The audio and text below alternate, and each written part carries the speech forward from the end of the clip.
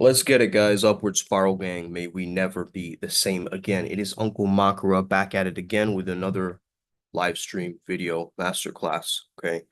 Here we talk about all things spiritual. However, we do it with a very refined edge. Okay. I'm fascinated with learning about flow state science, and I've been doing so for a very long time now. And I'm fascinated with altered states of mind, being able to truly transform ourselves by working with our subconscious minds as our best friends and truly stepping into the version of ourselves that we know that we are. Okay. It's about alignment here. And we're going to be using these old mindsets, these insights to help us understand this in a clearer way. So without further ado, let's get started. Get ready to learn, take lots of notes. Okay. So analysis paralysis is slowing down your meditations, your manifestations. Okay.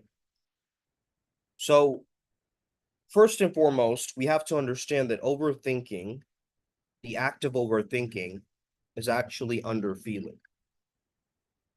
Because the go-to strategy of the mind is to chew on the mental concept, right?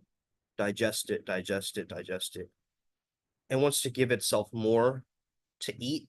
And so it stacks on itself, right? Like there's a fact, right? Let's say your Netflix subscription stopped. You don't know why it stopped. It just stopped, right? That's a fact. You know that fact. Now, if you add a storyline over that fact, now your anxiety is starting to blossom. Does that make sense? So you have a very obvious fact, but you add a negative storyline over the fact, right? So NA, negative assumption. But what if you made it a positive, a PA, a positive assumption from na to papa, okay? To understand that I'm not rejecting this, I'm finding out the best possible version. What would the most loving and wisest version of me do in this situation? Okay. So this is really about understanding your own humanity and how it matches up with your divinity. Now, we're going to use a particular example from the Matrix, okay? You know the scene where he's getting candy? You guys know what I'm talking about? The Oracle gives him a piece of candy, then he says something along the lines of, I don't remember the scene exactly, but you guys can go watch it in your free time. Gives him the piece of candy, and he's saying, but I already know that I'm going to get this candy, and you already know that I'm going to take it. And she said, that would make me quite the Oracle, wouldn't it? Or something like that. And then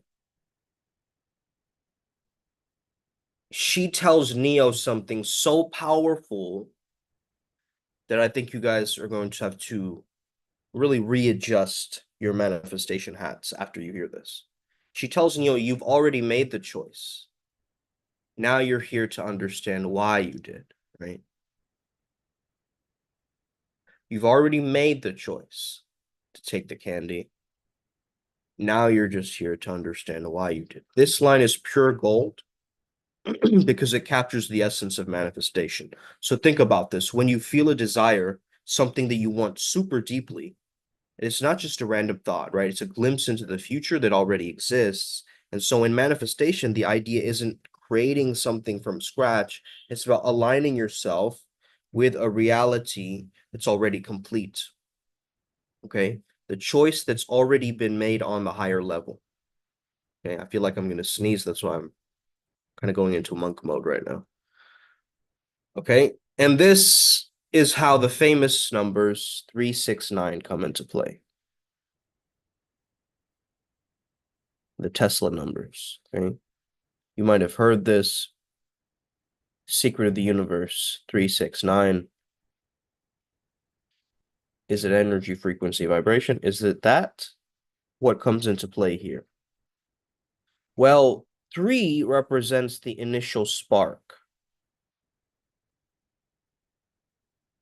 Okay. The initial creative spark, when you feel that pull, that's your desire. It's your higher self showing up as the version of reality that's already done, right? The 6, it's the alignment phase. So this is where you stop acting, thinking, feeling in ways. You act, think, and feel in ways that bring you closer to that version of you or that reality. So you're like tuning yourself into the right frequency. Then, of course, comes the 9. 9 is a symbol of completion.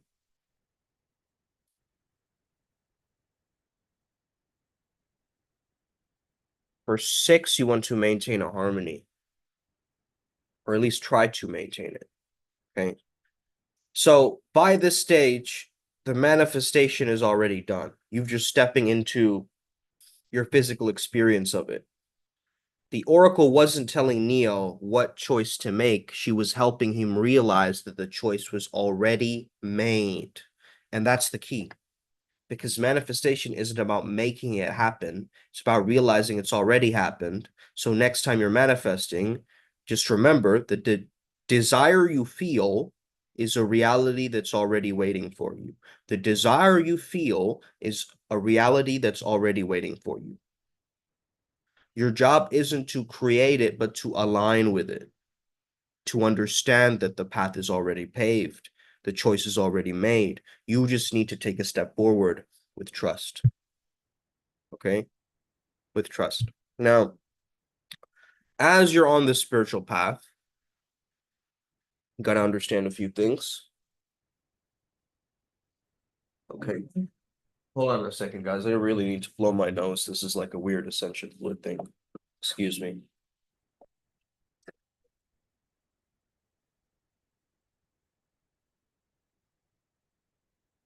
All right. Had to deal with this weird psychic attack, but it got reversed, and that's all that matters. Okay. You don't mess with Primal Sutra, bro. We're a force, a flow to be reckoned with. So just keep waiting and watching. Okay. Just let it all unfold as it should. You got to notice the people in your life that are calling you crazy, that are saying you're insane for doing this or following this, that this is wrong. Some people will keep you in a cycle of doubt by telling you that your feelings or thoughts are wrong. This is gaslighting, bro. They're gaslighting to make you dependent on their validation. Know that your feelings are valid. No one should make you question your own worth. When you know who you are, it's easier to recognize what others are trying to do to manipulate. But if you don't know who you are, you're going to have a difficult time unraveling that and figuring that out. So strengthen your self-awareness so you can confidently walk away from toxic dynamics without feeling the need to prove yourself. If something feels off, it probably is. Don't ignore the red flags. Even if they're subtle, the more you trust your gut, the better you become at spotting these behaviors early. Some people learn your triggers and use them to control or provoke you. Recognize when someone tries to pull your strings and don't give them the reaction that they're looking for.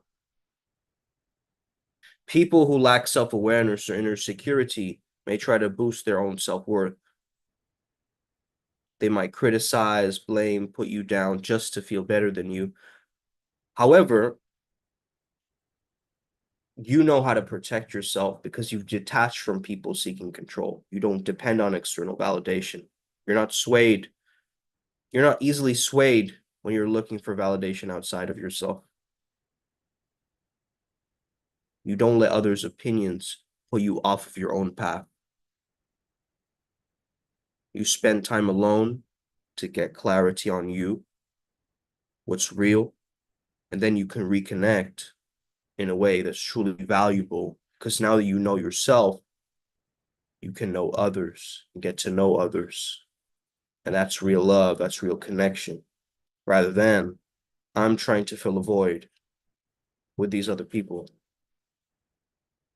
You're limiting exposure to energy that projects insecurities onto you. You surround yourself with those who respect you for your highest self. So when I speak to you, I'm speaking to your best self. I really don't give two fucks about what your human has to say about this. Your human can say whatever it wants. I'm speaking to your soul. So this is it. You gotta stay in control of your choices. You gotta recognize that you're truly free. This is the secret of manifestation, is not letting the analysis paralysis get to you, to freeze you, to paralyze your will. Imagine overthinking so much that you can't take an action. Okay? So ask yourself, do I truly want this? Instead of, will this make others happier? Okay? This very deep concept of just merging with the culture and completely destroying your individuality is not a good choice either.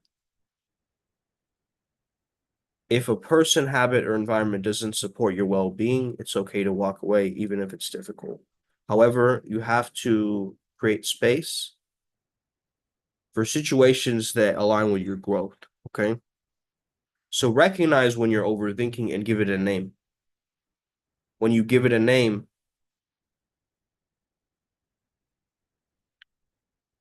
it's going to make you understand it, because now you're making it real in your mind. And maybe you're changing the pitch. So the voice of your anxiety sounds very different. The voice of your panic or insecurity sounds different than your regular voice in your own head. So you can differentiate it, right? Now you have more power over it. So when you notice a name, the awareness can actually help you break the cycle and help you separate yourself from unhelpful thoughts. You're like, that wasn't me. That was, Wilfred or whatever you call this thing. So you identify your triggers to anticipate when overthinking starts. Because overthinking is just a stress relief strategy for a lot of people, right? So is procrastination. So is any of these things. You're just postponing your worry, right? And you can actually do that. You can postpone your worry to a designated worry time. I'm going to worry at 7 p.m., right? This method trains your brain to keep rumination in check, because you need to focus on other tasks throughout the day too, right? So keep a worry time. I'm serious. Try it out, right? It will actually make your mind recognize how ridiculous this is. Maybe you do it for the first 15 minutes and you're like, I don't think you really need to worry about this anymore, right? So it's actually a great method that trains your brain to keep rumination in check. So treat your mind like a channel you can switch between, right? Attention switching. So you redirect your focus to the most positive, constructive thoughts that you can control. There are certain paradigms and thoughts and philosophies and theorizing that you cannot control. There's no way that you could win in that debacle or argument, right? Certain spiritual topics, they don't have a full stop to them. They're mysteries. So you have to avoid over-relying on distractions to avoid real issues. Okay? So this experimental mindset that I've had from a very young age, just trying it out, taking the first step, even when you're uncertain, right? Getting really good at that. In an experiment, there's this concept from probability, right? Expected value, the weighing the potential benefits and downsides, right? So focusing on long-term results instead of short-term outcomes, which can allow you to act and relieve pressure. So think of fear being your guidance system. When something comes to scare you, It indicates an opportunity for you to grow up. This method allows you to improve over time without the paralysis that comes from obsessing over every detail. So consistent action over perfection, consistent action over perfection, consistent action over perfection. Okay, just like Napoleon Hill recommends having a mental board of advisors. Okay, imagine a group of advisors in your mind, people you respect, maybe authors, mentors, spirit guides, and consult them mentally when you're uncertain. This exercise helps you take action aligned with advice from those that you resonate with, right? So in peak performance shamanism, we create a mental mind council with spirit guides aligned to each chakra, which offers a powerful customized toolkit for accessing specific energies, realms, or states of consciousness. So each guide embodies the unique qualities that's associated with the chakra point. Right? So you can think about it like this. The root chakra is the guide of stability and grounding.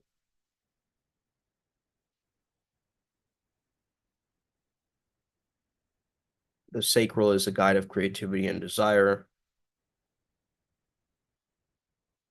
confidence and strength, compassion and connection,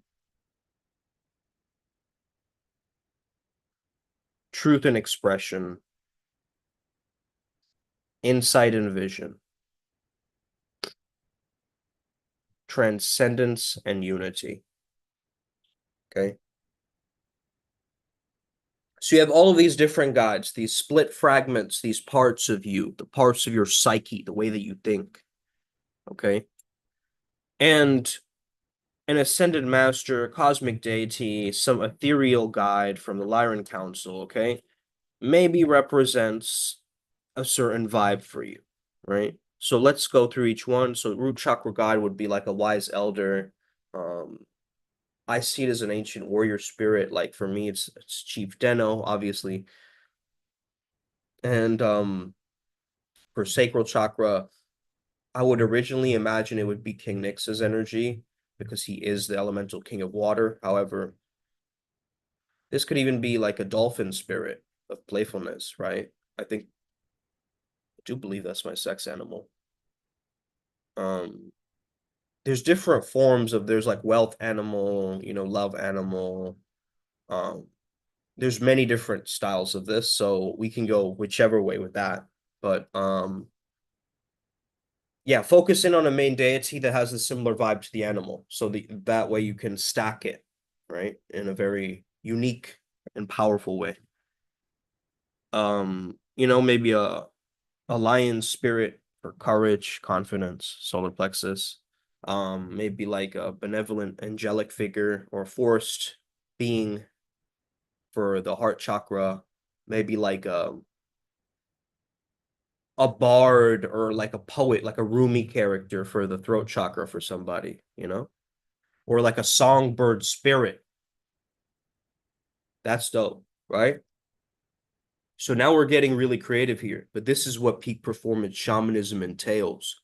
You got to use your imagination, intuition, and intellect all together. Okay. And lastly, transcendence and unity, something that connects you with the divine, right? So ascended masters, very good for this. So imagine each guide as a layer that you can activate, right? Individually or combined to access different realms of energy and wisdom. So when facing a challenge or seeking a particular quality, creativity, strength, and compassion, you tap into the respective guide's energy. Excuse me.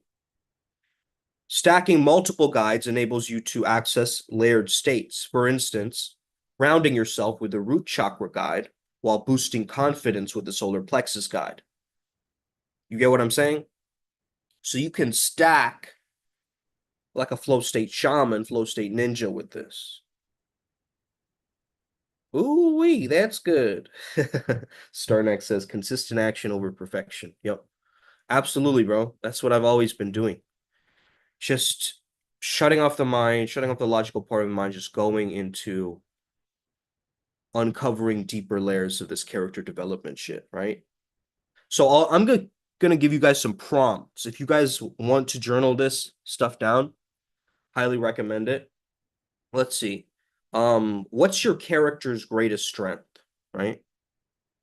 Oh, this is so good.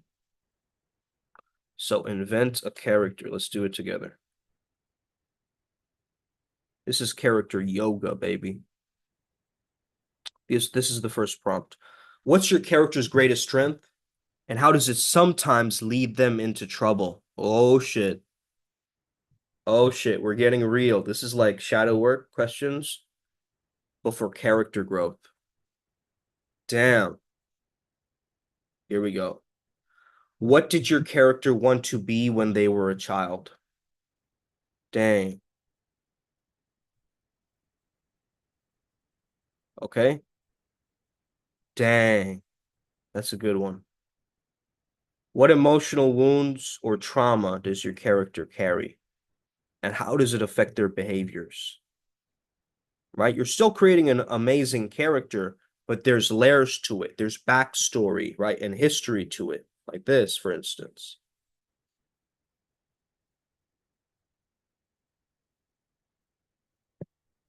Oh, okay. So, what's something your character deeply desires but hasn't admitted to anyone, even themselves? Okay.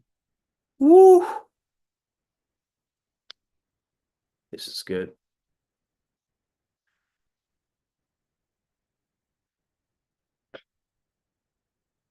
Next level character work. What situations provoke intense emotions in your character, and how do they handle these feelings? Okay. Like, how does your character protect themselves emotionally, for instance, or how do they perceive themselves compared to how others see them? You know, is there a gap between these perspectives? Does your character have an enemy, right?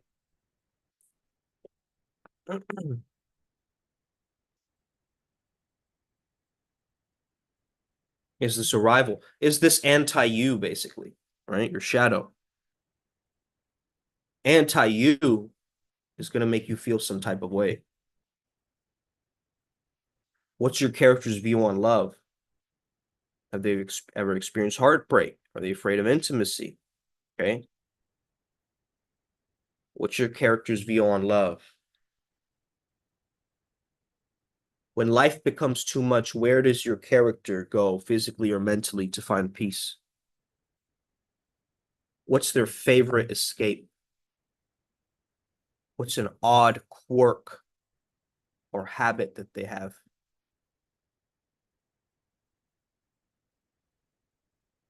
Okay. Do they have any rituals or habits? What would they do if they were in the middle of the ritual and it got disrupted? How would that character respond in that situation? You see? What is your character's inner conflict, something they struggle to reconcile within themselves? Okay.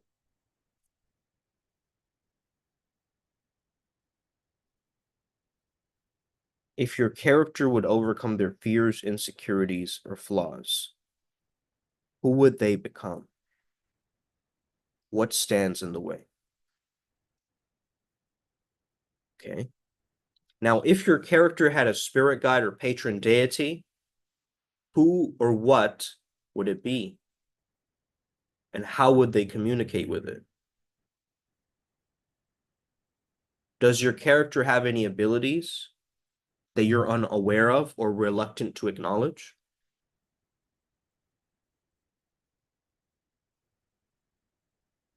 Is there anything supernatural that unsettles them?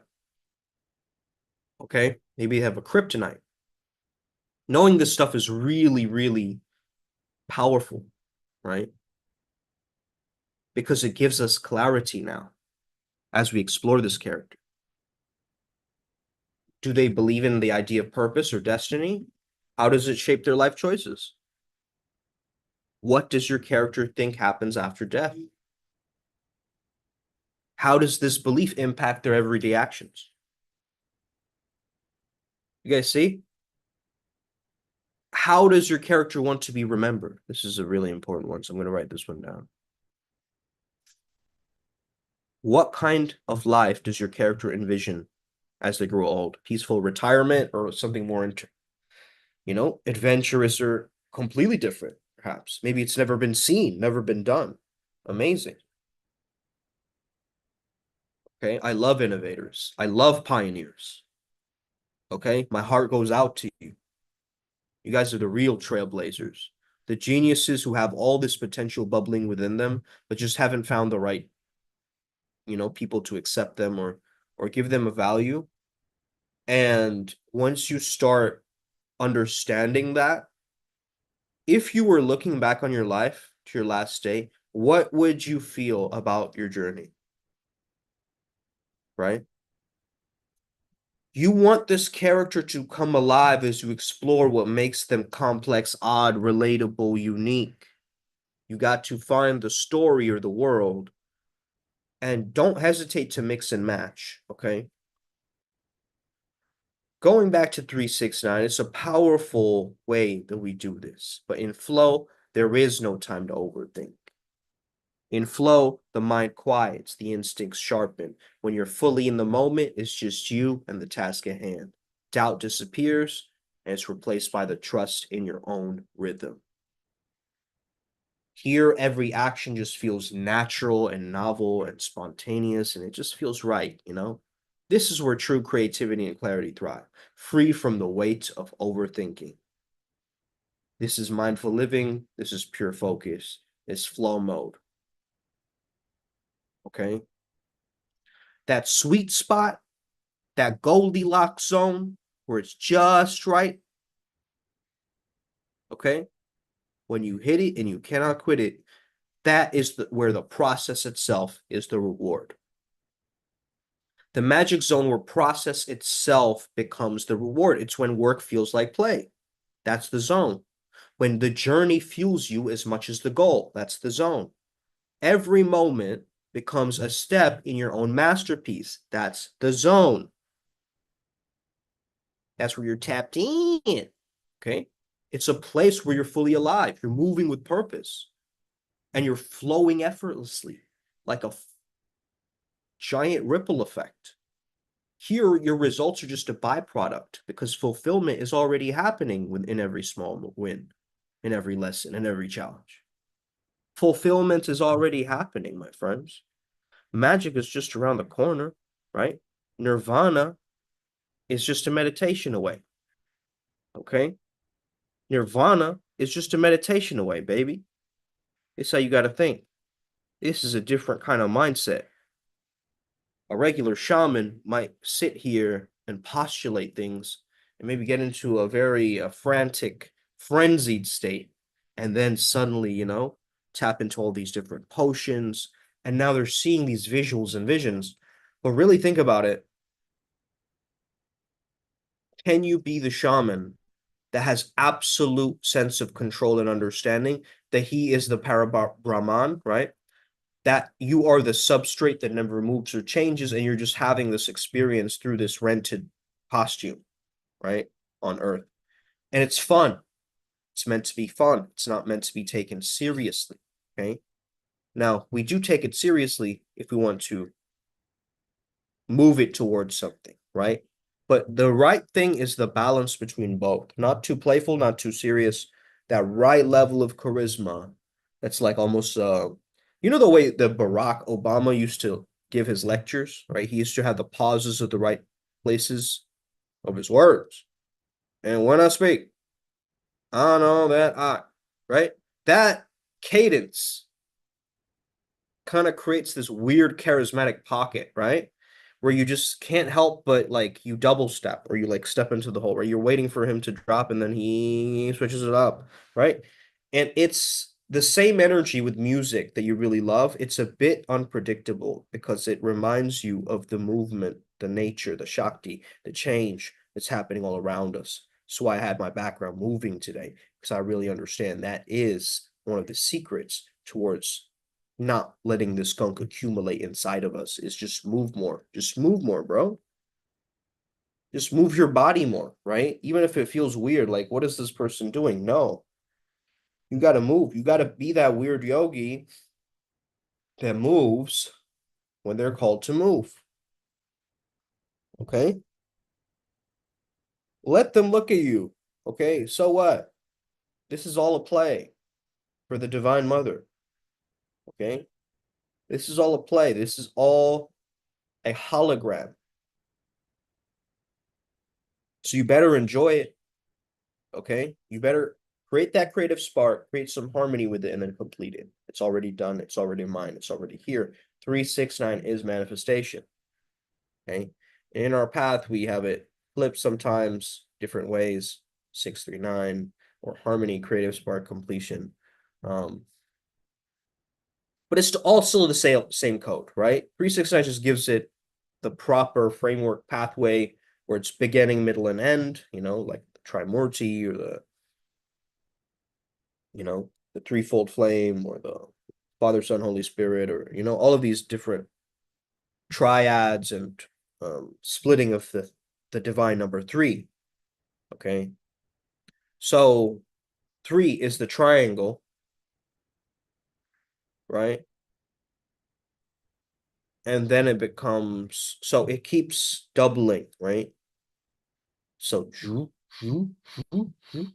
right? It's the domino effect, 369. And then it keeps going, right? So this is the very powerful energy of when you have a great idea, a creative spark, and then you actually make it normalized within you so much that it ends up manifesting in your life. You've aligned with it, right? You've aligned with that particular vehicle, that lifestyle, that person, that circumstance. You magnetized it. You became the magnet for it in a sense because your character shifted, your identity shifted, so your results shifted.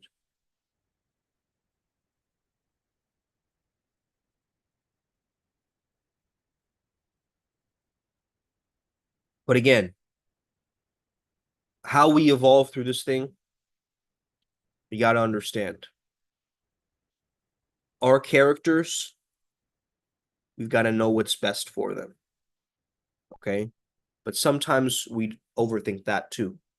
So the analysis paralysis really starts to get at you, hold you back, and make you second guess yourself and not double down on things. And make you kind of, 1 foot in, 1 foot out, like not really committed. And so that stops the actual manifestation because you're saying to the manifestation, I kind of, sort of, maybe want it. So you're making the likelihood of the manifestation 50% before it's even happened. Before it's even happened. Why not allow yourself to feel through the feeling of it already? You already have having that. Feel into a life right now where you already have that. Don't convince yourself delusionally. Don't try to force your mind to go there. Just allow yourself to feel into that as if it's already complete.